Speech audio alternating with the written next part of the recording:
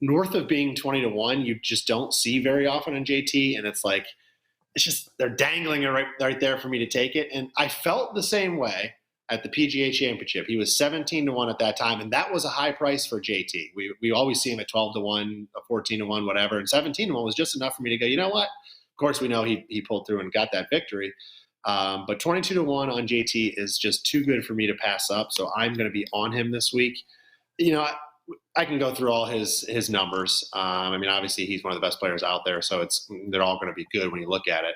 But he's too good and too creative to not figure this links golf out sooner rather than later. I flash back to the Players Championship, right, and that crazy draw that happened during that tournament where one side was just, I mean, terribly set up to fail that week. And JT was on that side of the draw.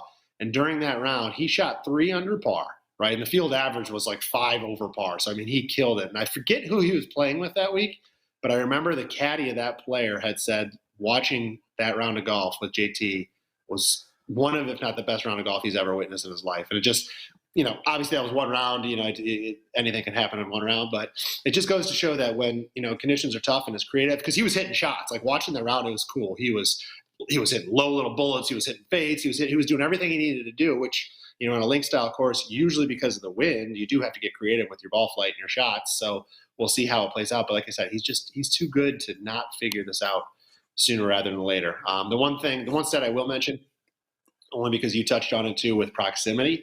So JT is number 1 on tour this year in birdie average. And if this becomes a putting contest, as you are alluding to, if the weather's not tough, well, he's number 1 in birdie average because he ranks number 11 in proximity to the hole, which you're looking at this week. And then he's number 3 in putting per green in regulation, which you also mentioned, and of course Tiger mentioned, is important this week. So that's why he's number 1 in birdie average. He hits it close, and when he hits it on there, he makes them with the best of them. So, you know, I like that combination.